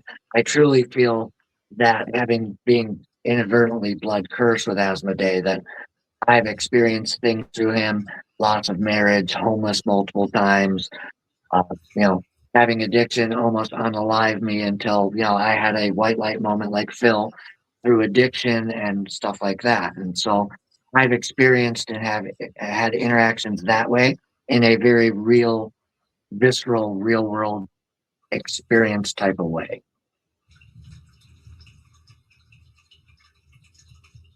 Thank you. I'll keep getting the microphone. Yeah, no, thank you for that. Naif Air says, does Tobias participate? Oh, interesting. In sex magic. Come on, spill the beans, Tobias. Spill the beans. Come on. Don't hold back. Well, we can take it. I guess I might as well just say it as politically correct as I can now. Asmodeus will turn you into a male incubus, and if you're a female, he'll turn you into a succubus. There's no other way to put it. So you are able to sway the opposite sex when you choose. Right? I can't explain to you yet how you do it, because again, I'm a very busy man. I've had barely any time to stop in my gun psychism, but I can tell you for a fact. We'll put it this way: when I met my wife Fonda, it was just to have some fun. We were newly single, and we were just looking to have some fun. And well, one thing turned to another. But at that time, I was dating 3 women, so that's a lot of women to handle, and that's all I can say about that. What the hell? Oh man, you are the man. You are. I take my hat off to you. Seriously, 3. It was cool for a week, but it's pretty exhausting. Wow, yeah, for sure. Crikey, I bet you were going through those Red Bulls. Monster, yeah.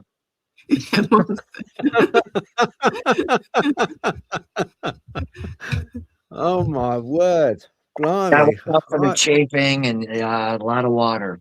Yeah, I'm sure. Wow. Crikey, O'Reilly. Hey, I bet you Durex best customer. My word. Yeah. Yeah, well, I have trouble just like kind of. Anyway, yeah. So brilliant. You've gone up in my estimations 100%. You really have. You are the man. Seriously. Wow. I never thought it would like kind of reach the low level. As reached was brilliant. I think it's great. People at home are going, yay, free. Wow. Well, Can you imagine the amount of women? That's actually part of my public fifth step that I told my sponsor. That is actually part of it. That is what a fourth and fifth step is you tell people that you unalived or you stole, and that is how you clean your spirit in recovery and stay clean, Yeah. supposedly. Sure, Well, thank you right. for the engaging question. Yeah, no, that was a very interesting question. There's a lot of women who are sat with their husbands at the moment who are just looking at the husband going, "Choo."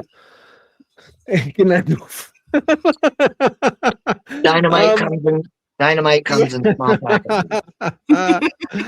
Right.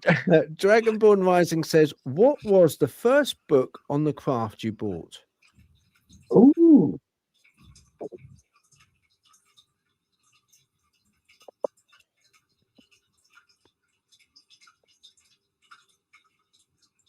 I bought this in 1995, way before I embraced being a witch.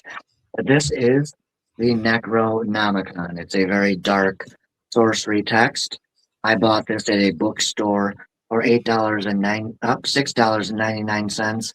My oldest daughter actually had it for 15 years. I thought I lost it, but this was the first book I ever bought. But as far as serious ones, the first serious one I bought is the one that gets recommended the most. Gardner has a very textbook style, student style, easy to digest, take a quiz, show your work type of style that I love. So there's a lot of female witches who, when you mention Gardner, who say because he was quite bigoted and quite derogatory when it came to women. Yes, he was. Why do you think that is with the male witches? Why do you think they kind of look down on women so much? Do you think? Look down on women? Yeah, I mean, you often find with a lot of like, there's in the UK in Essex, there was a famous old George Pickingsgill who was a king of witches. Yep. Who, Alistair Crowley, went to join one of his covens. Later on, he got kicked out, but I believe that when he wrote the Book of the Law, he actually stole an awful lot from Pickingsgill on ideas. But once again, Pickingsgill was also quite sort of treated women quite like trophies and sort of used. It was very using of them, I have an idea why. I think it goes back to like pre-medieval times where sadly females weren't given like basic rights, like taught how to read or anything like that. And so I think it was just out of males were usually the ones that were taught how to read and stuff. And I think that's mainly why, is because female witches weren't widely accepted until more lately. And I think that might be part of the reason why, because if we look back at our histories, Rome, Greece, Egypt, a lot of the times it was the male that were honored or venerated, and they were the spiritual community leaders because they could read, they could write, whereas the female, they weren't allowed to read a lot of times or taught how to write even sometimes. I think that's mainly why. Yeah, I think that is 100% right. And I think I don't like saying it, and I'll probably piss off a few people, but there's certain things from a physical point of view where obviously we differ, males and females, and we also produce semen, which women don't. And semen is very powerful. it's it's something that is used in witchcraft as well. And also there's a certain substance called god oil, which travels up from the base of the by the scrotum, goes up the spine and travels up to the head. We're the only ones that produce that as well. There's something which it's we're venerated, I think, because of that in the past. Not so much now, but we and situations at the time warranted that. It's like, look at animals. Okay, you only need one bull in a field with a whole field of cows, and that bull is important because that bull's worth a lot of money. Stallions, why are they? They're kind of like important because they they're very, I mean, I know I used to go to it was a new market, and it was a race course, and it was owned by a sultan. Mental money. Anyway, he had massive, great acres and acres of land, loads and loads of money. He had like all these posh cars and everything else. Right, he had a breeding stock of like 4 stallions. Oh wow! One of them was like kind of really expensive, and to hump a mare, it would have cost, I think back then, 125,000 or something like that. Sometimes up, probably now $250,000 to, get your end away. I mean, it's and that's part of it. That's part of it. And back in the day, that was what it was, And I think that's like kind of part of the reason why the next question from Dragonborn Rising says, Phil, Tobias, what makes you think the creator was male and not female? I don't think I stated either or. I don't know if it's male or female. I think I simply said I believe there is something. I don't really have a preference if it's male or female. I think it might be more hermaphroditic, but again, I can't say. I would say that I could see most of the population of the world going, well, it's male because males are more, well, how do we know that? Because the divine feminine also has quite a bit to offer to intelligence and higher consciousness. So I would venture and go out on a limb and probably say it could be both. Yeah, I agree. I think it's I absolutely agree with you. Dragonborn Rising, I agree with Tobias. I think it's a omnipresent energy. I think it's a state, also to a point. It's a communication state of mind with this God. I think it's there. It's real. It works. But I don't believe it's kind of puts its socks on in the morning and wears Y fronts. It could possibly go about in a leopard skin mankini, or maybe a bikini. Who knows? I don't think it matters too much. I don't think the entity itself. Yeah, it doesn't matter. It doesn't really. I don't think it matters too much. I really don't. I think just the very fact that we recognize someone must have built all this. Come on, someone built us. Someone must have built this. There's got to have been something to warrant this. And I had enlightenment. That's all I know. And when I had enlightenment for 3 days, I didn't feel that it was male or female. That helps. It probably doesn't, but I didn't feel it was male or female. It was just a glow. and it was and also it was a communication. I could feel that it was taking stuff from me and using me as its ears, eyes, and thought. It was using me for that. I could feel that, almost like I was downloading, like AI. I was downloading to it. Nice. Yeah, that's what I thought. I thought, yeah, that's all right. You know, if it wants to read my mind, good luck. You know, see a psychologist afterwards. That was the end of the 3 days, wasn't it? Good luck reading my mind. I think God was like, well, blimey, Riley, I don't know. Did we make him? I don't think we did. Very Steady Retro says, question, could you inadvertently pass anything on to your bloodline children? Very well possible. I suspect that if I've woken up psychism from my basic human DNA and I wasn't born into crap, some people are generational witches and whatnot, but I wasn't. I think through extreme shadow work, recovery, all that positive hard work I've done has kind of kicked open a door that I was always perhaps maybe predispositioned to be well at. Maybe I have higher intuition than some others, and because of that I'm able to grasp the concept of psychism and learn it and develop those skills that way.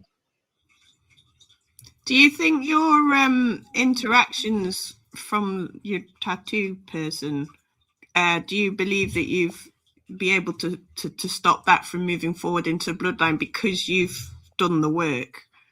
You know, like you get it, don't you, with generational issues, and then somebody somewhere decides to put a stop to certain things. Yeah. You feel that the work you've done will be enough? I hope so. Yeah, I hope so. Yeah, I was going to say. Yeah. That's why I'll continue working on it. But right now, it's kind of like the series Supernatural for me. I'm kind of like Dean or Sam, and I'm trying to bind this damn thing so it doesn't go out there and create another apocalypse. And whether or not it's going to affect my kids or not, I hope not. But, you know, I don't have that answer yet. No, that's fair enough. Have you ever had I mean, physically, have you had any psychosomatic effects from that tattoo? Have you had any physical effects? Well, has it tried to dictate movement with you, or is it giving you pain? Is it in its own way? So for me, it'll create things like it'll create a sexual tension situation because it knows that's my weakness, and so it'll work through me through that, and so I'll become a thought. Now I'm happily married, but there was a time where I was just helpless. It was just like, oh, there's a pretty girl, I can't help myself. And I always knew that because of what this thing did, it was influencing. And so I've experienced its power in that way, where through addiction, I always felt like I was on the inside of my body looking outside, while it was just, now you need this. And I believe addiction itself is a form of possession. So I think the demon's able to affect your lives in relationships, when it comes to passion, when it comes to weakness, when it comes to emotion, when it comes to things that are really important. It's going to make sure that you're affected. It causes chaos in your life.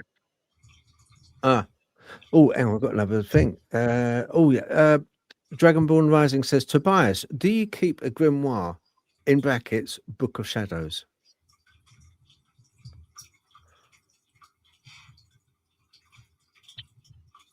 There is one. This is a Book of Shadows, and then I have another one over there. It's a little bigger and it's black, and that is a Shadow Work Book of Shadows. What's the difference? I heard that coming before you said it. So the difference is when I do my shadow work, like if I do rituals or if I do journaling while I'm meditating and doing energy work with candles or herbs and meditations and chants, I'll write it in here. And so this is a shadow work journal, but it can also be referred to as a Book of Shadows.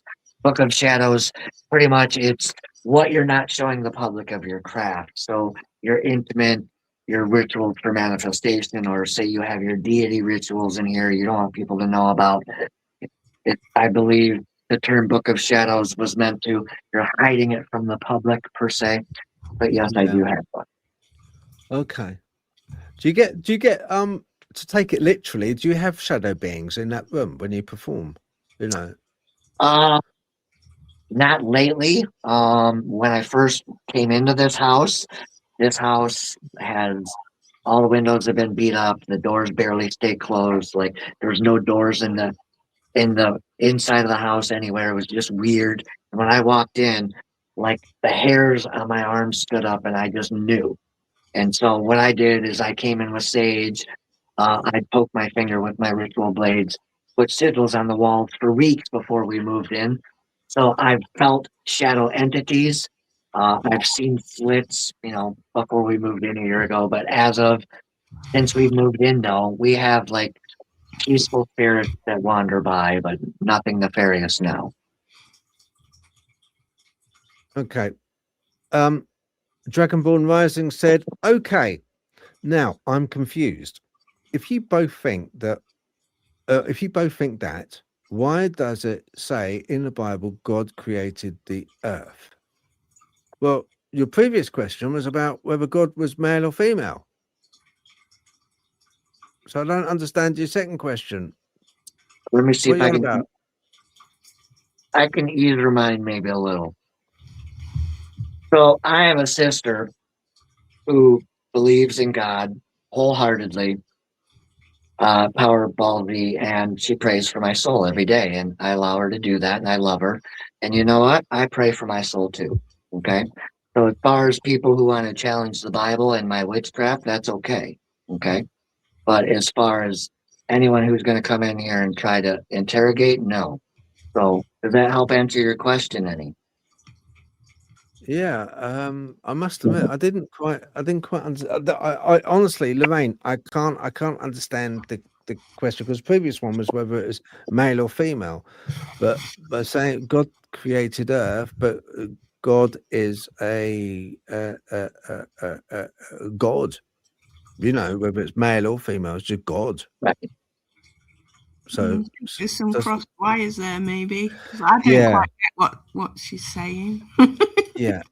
So I have nothing against God in the Bible, though, if that helps answer anyone's question.